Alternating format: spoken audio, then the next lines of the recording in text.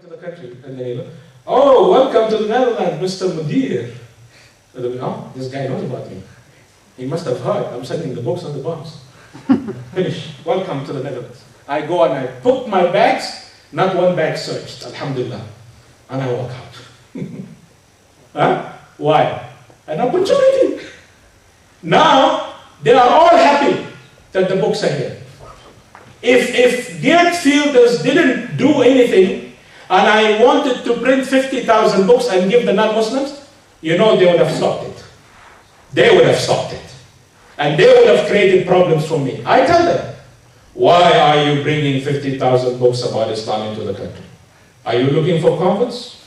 We have enough Muslims here in this country, they're creating more problems. Believe me, they would have given me problems. Freedom of speech to insult Islam, but freedom of speech to call for Islam, no, stop it. I know, and I tell them this, they would have stopped me. But now, no thanks to Geert Wilders, they are embracing me. And they welcome the books and they take it from me. I'm asking you, isn't this a wonderful opportunity? That's why I'm happy. Isn't this an opportunity or not? That now, because of what one of them did, the rest of them, they are accepting the book. Even those who don't like the book. One guy, yesterday, I tried to give him the book, and he told me, I'm not taking it. I said, no problem, my friend. I can take no as an answer. I'm not forcing it down your throat. Thank you very much. Go with peace. Salam and salam. Right? And then the guy said, he turned back and he said, but I respect the fact that you came all the way, that you invested all this money to defend your faith with the rest of the Muslims of this country. I respect you. He doesn't like my faith. He doesn't want to read about it.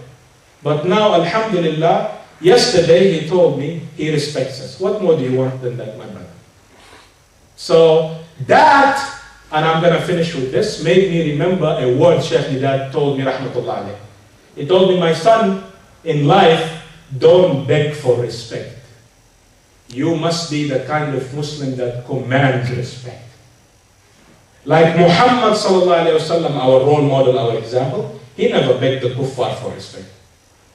Go show me, open the books of hadith. The 9 volumes of them. Never, ever. Or in the Quran, never. Rasulullah sallallahu alayhi wasallam was the kind of man, he talked the kind of talk, and he walked the kind of walk that commanded respect, sallallahu alayhi wasallam. Right? And may Allah subhanahu wa ta'ala make us those kind of Muslims that walk around in this country in good faith, with a smile on our faces, trusting Allah's promise, and commanding respect. Say Ameen, and may Allah increase you in faith, may Allah increase your knowledge, and may Allah heal you whenever they come and they want to hurt your feelings. May Allah heal your heart. May Allah give you patience. And I love you for Allah's sake. You are a wonderful community.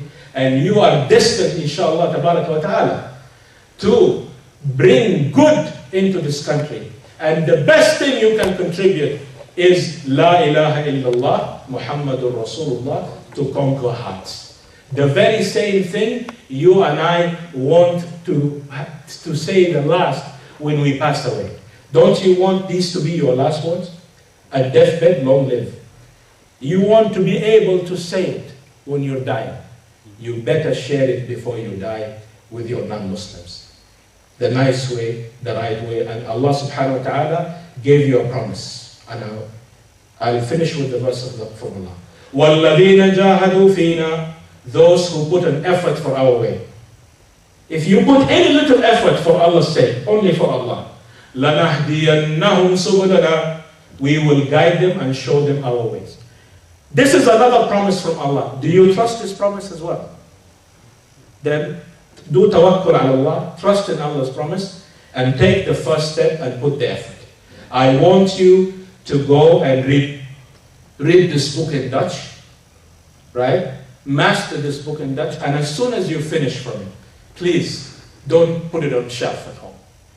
Don't lock it under, this is my copy, the brother from Mecca wrote it for me, I'm going to keep it till my children as a souvenir.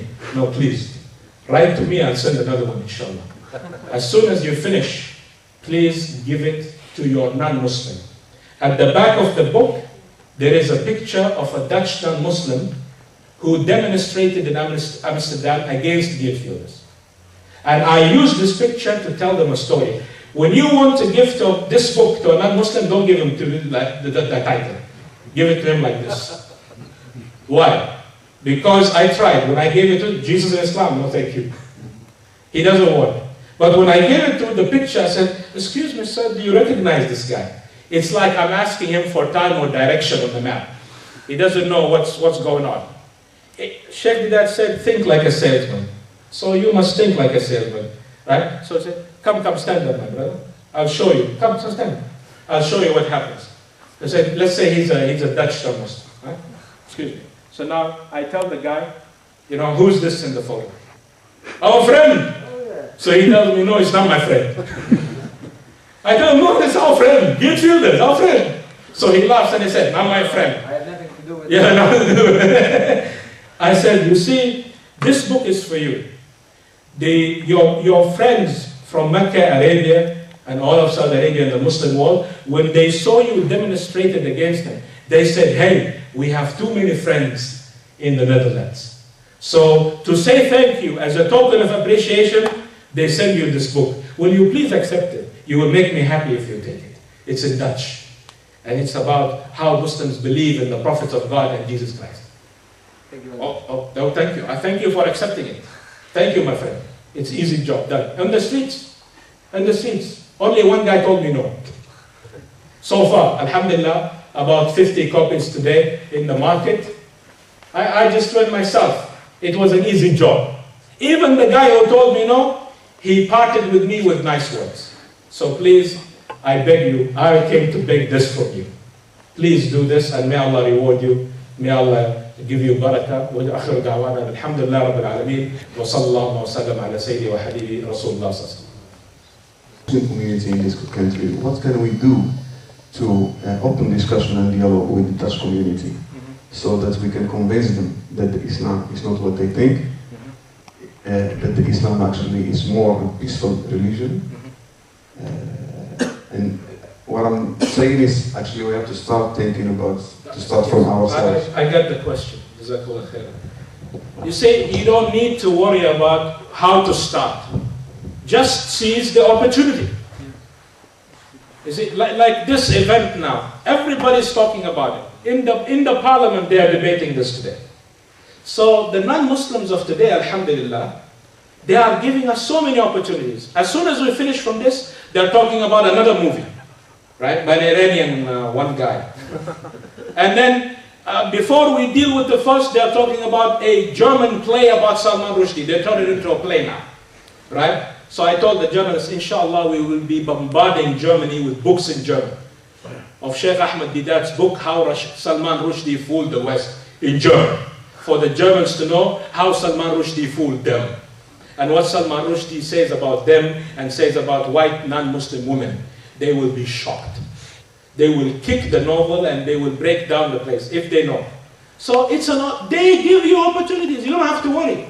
You just stay still, and they will create the atmosphere, and then you will see the non-Muslims coming to you.